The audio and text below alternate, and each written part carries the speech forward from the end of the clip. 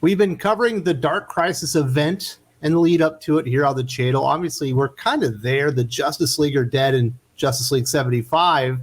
And there are certainly a lot of things that I and other DC Comics fans aren't exactly excited about.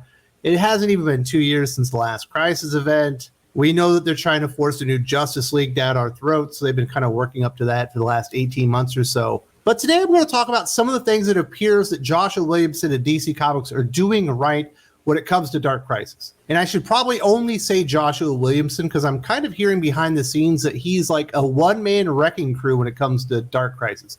He's kind of doing it all with very little support from editorial services or any of the other creators. Obviously, there are other people working on Dark Crisis, but they have limited input, and he's kind of the vision that's going on at DC Comics. He's the one that's overseeing all of it. As you can imagine, that would be a very large task for one person to undertake, especially when he's probably got 4 or 5 other comic series going on monthly at the same time.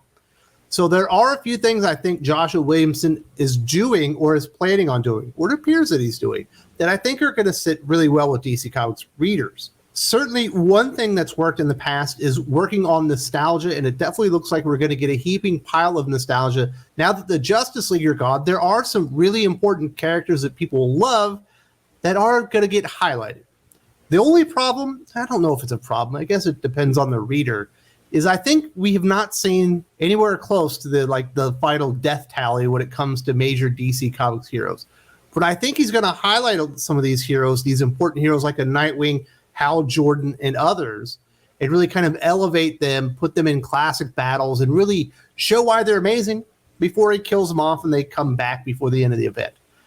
These types of character moments are really effective. We've seen it in the past with other series and whatnot, and I think if Joshua Williamson is able to execute this, i.e. his plate's not too full, he's able to really concentrate on these moments, I think they could come off really well. But we're definitely going to see Hal Jordan and Dick Grayson Nightwing elevated in Dark Crisis, at least in 2 of the issues.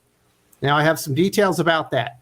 Dark Crisis writer Joshua Williamson teases a long, epic fight in the event's 2nd issue for DC Comics fans. Artwork previously released by Williamson on social media shows Nightwing, Dick Grayson trading brutal blow after brutal blow with Deathstroke, Slade Wilson on a 2-page spread illustrated by artist Daniel Sampry, with colors by Alejandro Sanchez. Williamson revealed that this fight between the hero and villain will stretch across the majority of the issue, saying, quote, Dark Crisis 2 is mostly one long fight scene and features a big fight between Nightwing and Deathstroke. Now that is something I think a lot of fans can get behind. Notwithstanding the big reveal that we had this week in Shadow War, something happens to Deathstroke, and we definitely got some big reveals on who the fake Deathstroke and stuff like that was. Obviously, that stuff's been resolved, and we get this big, gigantic fight between Dick Grayson and Slade Wilson. That's great.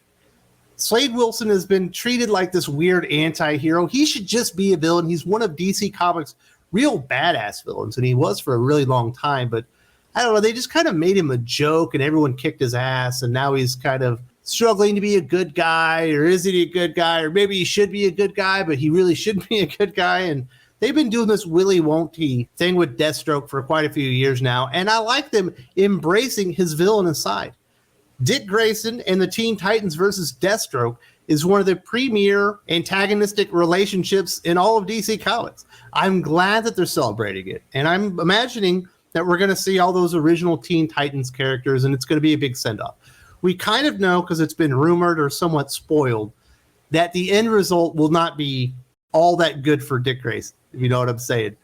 But I think it's smart to celebrate this rivalry and some of the really cool things that are left in the DC universe. Even if you don't have Clark Kent, Superman, you don't have Bruce Wayne, Batman, you don't have Diana Prince, Wonder Woman, you still got Dick Grayson, Nightwing, and you still got Slade Wilson, Deathstroke. So I think this fight is going to sit really well with people, and people are going to be excited to read this issue if it's just one continuous fight. I mean, they've been going at each other for decades now. This is the kind of stuff I think people will get behind.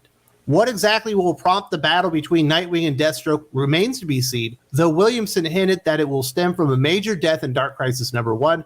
When asked about the hero who will die, Williamson responded, "My answer to that is going to be just as vague as the question. Read Dark Crisis #2. I think that issue will answer most of your questions." The writer also mentioned that while Nightwing and Deathstroke fight, Superman, John Kent will be busy with Cyborg Superman, an enemy of his father. There's another battle I think people can probably get behind, even if it isn't Clark Kent. John Kent as Superman fighting Hank Henshaw, Cyborg Superman, should be a fun battle. So I think these are the types of nostalgia bait, as I call them, those kinds of fan service elements you can throw into a comic book that I think DC Comics readers will really respond to. As far as to what is causing all this, I think everyone kind of gets it. The Dark Army is out there, the Great Darkness, and Deathstroke appears to be a major player, and he's going to come back very strong. And it sounds like we're going to get a full-on assault of the entire DC Comics universe by all the villains. There's no Justice League to stop him anymore. Nobody wants to join John Kent as a new member of the Justice League, so all the villains are going to come out to play, and they're going to be destroying all these major cities and whatnot, and we're going to get these really cool big battles. I think that's smart marketing. I think that's smart writing, and that's something that people can get behind. Perhaps as you're going along and people come in for this big Nightwing versus Deathstroke fight, you can throw some elements in there that they like and keep them on for the story. That is a smart way to get people to kind of buy into the event itself. But it's not going to stop with issue number 2, because in issue number 3, I got details for that too. In August 2022 solicitations revealed by DC Comics, Dark Crisis number 3 promises readers will see Hal Jordan wage war against the Great Darkness, while the cover drawn by Daniel Sampry shows the hero charging Pariah with constructs of the Justice League. I know that I am not alone in this one. I've been missing Hal Jordan. I know we did have that Green Lantern series by Grant Morrison, but if you're a Hal Jordan fan, did that really feel like Green Lantern? Did that feel like Hal Jordan? That was just some really weird stories that Grant Morrison was making up out of his ass and decided he was going to call it Green Lantern. Not exactly a real good take on Hal Jordan himself. The last thing we really got featuring pretty good amount of Hal Jordan really was the Green Lantern 80th anniversary special, which I liked. There are some fabulous stories in there, but it's not enough if you're a Green Lantern Hal Jordan fan. We've been missing the guy. He had sporadic appearances, obviously, in Jeff Thorne's Green Lantern run, but by the time he kind of showed up and made an impact, I think most Green Lantern fans had already decided that that thing was a dead cause. It just wasn't going to be their Green Lantern series. So for a lot of us, it's been maybe 4 or 5 years since we've had a really good take on Green Lantern and Hal Jordan. I think this issue could be spectacular. Seeing Hal Jordan lead the entire Green Lantern Corps against the Great Darkness, likely falling in the end. I think we're going to see a lot of death and destruction as some of these major heroes that we all know and love who survived, obviously Justice League 75, they weren't a part of that team and didn't die in that event. They start coming back and hitting back and trying to take out the Great Darkness themselves, obviously not teaming up like they're supposed to, like the Justice League taught them, and maybe faltering along the way. But I want to see Hal Jordan having one last stand, saying, you know what? You can't do that to my friends. I got constructs of all my great friends for the Justice League, and I'm going to shove them down your goddamn throat, sucker. I'm excited for something like that. So I think Joshua Williamson is on to something here. I don't think people are really excited about Dark Crisis, but I'm very excited to see Hal Jordan's response to the death of John Stewart, to the death of Clark Kent, to the death of Bruce Wayne, to the death of Diana Prince, and all these other wonderful heroes that we lost in Justice League 75. This could be really cool stuff. I want to see Kyle Rayner and Guy Gardner and Simon Baz and Jessica Cruz and Kilowog and Tomar 2 and all my other favorite Green Lanterns, even Chip, go in there and get them some when it comes to the Great Darkness. Go after that Dark Army and shove it down their throats. I think this could be a wonderful event. Obviously, I don't think I'm going to get the outcome I want. I'm going to get to the end, and we have to have this new Justice League form up, which will be, John Kent and Jackson Hyde and Yara Flor and JoJo Mullins' fine ass and Jace Fox Batman. And I'm not really all that interested in that. But along the way, if they can throw some cool stuff into Dark Crisis number 2, when I see Nightwing and Deathstroke go at it for an entire issue, or Dark Crisis number 3, where I see Hal Jordan lead the Green Lantern Corps once again into the mouth of darkness to fight for justice and vengeance for his friends, and they throw a couple little crumbs of cool stuff in there. Maybe I'm coming along for the ride, and I imagine some of you will feel the same way. So I think that they have some smart plans. Williamson has said a lot of what Dark Crisis is celebrating the history and characters of DC Comics.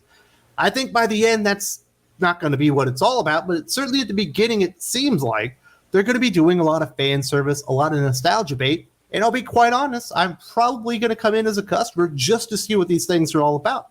And I'm hoping that they're done really well. Williamson's a good writer. Sampry is a damn good artist. Hopefully by the end of this, he's a more established name. He was doing great stuff on Action Comics before. And I don't know. I'm not excited about Dark Crisis, but I'm excited for some of these moments that we should be getting. And I think that's good news. Now, I've certainly highlighted some of the good things that I think we're going to be getting in Dark Crisis in the months ahead. But I don't think it's all going to be good. In fact, I think most of it's going to be bad. And I hate being right, but when I'm right, I'm always right. In this case, I've been right for well over a year. The real thing behind Dark Crisis is getting over the new Justice League. The new heroes they want to replace our loved heroes. It's not going to work, but that's really what it's all about.